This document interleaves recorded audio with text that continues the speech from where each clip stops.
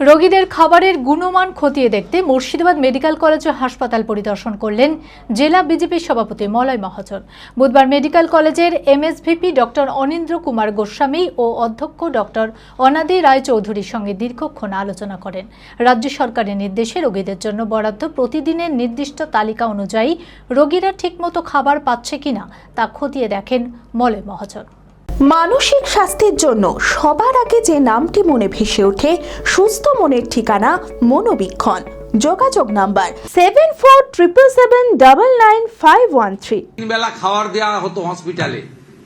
আমি পিজিতে ভিজিটে গেছিলাম, পিজির ডাক্তাররাই আমাকে বলছে দুপুরেও কুমড়ো সন্ধ্যাবেলাও কুমড়ো। আমি জানতে চাইলাম কেন? গর্ব করে বলতেন আগের মুখ্যমন্ত্রী এটা দেখি সোনার হসপিটাল। বললো কি করবে ঠিকাদাররা, সাপ্লাইয়াররা? 56 টাকা 44 পয়সা মনে হয়। তা এই টাকায় কি হবে? আমি বললাম কত টাকা দিলে হবে? না 104 টাকায় মোটামুটি 3 বেলা হবে। আমি স্বপনদাকে অনুরোধ করলাম যে 104 নয়, 110 করে দিন, একটু রুগীরা ভালো খাবার পাক। অত্যন্ত গরিব মানুষগুলোকে ওইখানে যেতে হয়।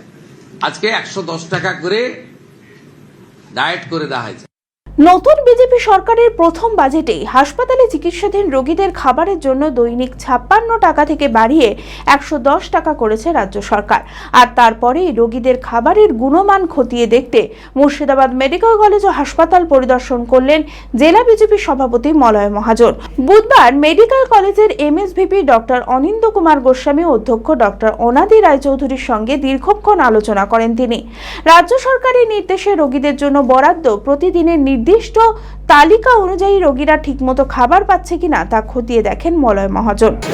আগের থেকে অনেকটাই ভালো হয়েছে, যেমন সবজি বলুন, ডাল, ডিম, সবজি বলুন আগের থেকে অনেক।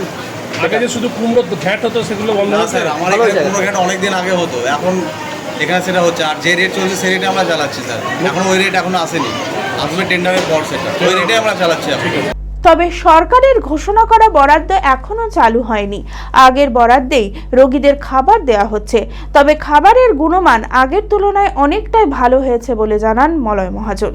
অ্যাকচুয়ালি হসপিটালে আজকে এসেছিলাম, আমাকে কয়েকজন রোগী ইতিপূর্বে আর কি আগেই মাঝে মধ্যেই বলেছে আর কি হসপিটালে খাবার দাবারটা ঠিকঠাক হয় না অনেক সময়। তা আমি এমনি অ্যাজ এ পেশেন্ট, কখনো পেশেন্টের বাড়ির লোকজনদের কথায় হসপিটালে বিভিন্ন সময় এসেছি, তা আমি নিজে চোখে খাবারও বিভিন্ন সময় দেখেছি।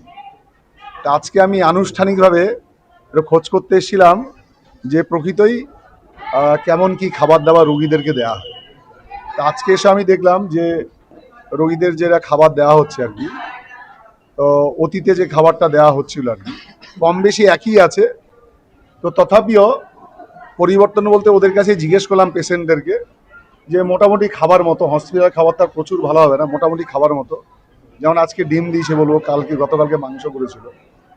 যদিও সরকার যে বরাদ্দ ঘোষণা করেছে সেই বরাদ্দ এখনো চালু হয়নি। তো আগে যে বরাদ্দ ছিল সেই বরাদ্দর উপরেই হচ্ছে। ওরাই বলল যে আগে বরাদ্দর উপরে যে মানের হতো, যে খাবার হতো, তার থেকেও এখন আগের তুলনায় ভালো হচ্ছে, ওরা সেটা বলল। এবং যেহেতু নতুন বরাদ্দ অনুসারে এখনো রান্না শুরু হয়নি, খাবার শুরু হয়নি, সেহেতু আমরা এটা এক্সপেক্ট করছি না যে অনেক ভালো এক্ষুনি হয়ে যাবে। তো আগের থেকে ভালো হয়েছে আগের বরাদ্দের উপরেই। এবার আমার নিশ্চিত ধারণা যে নতুন বরাদ্দ হলে সেটা এর থেকে অনেক বেশি ভালো হবে। Manmohini health care, quality care with personal touch. মুর্শিদাবাদের সর্ববৃহৎ নার্সিং হোম এখন আরও বড়, আরও উন্নত পরিষেবা ও পরিকাঠামো নিয়ে নবরূপে আপনাদের সেবায় নিয়োজিত। Cardiology with cath lab, brain ও spine neuro surgery, specialized trauma unit. মুর্শিদাবাদে প্রথম ও একমাত্র রোবোটিক নি রিপ্লেসমেন্ট এখন মনমোহিনী হেলথ কেয়ারে। মাইক্রো সার্জারি, গাইনোকোলজি, অর্থোপেডিক, 350-এরও বেশি সফল IVF। Manmohini health care, Kalikapur road, শিল্পতালুক, বহরমপুর, মুর্শিদাবাদ। মোবাইল 9732795000।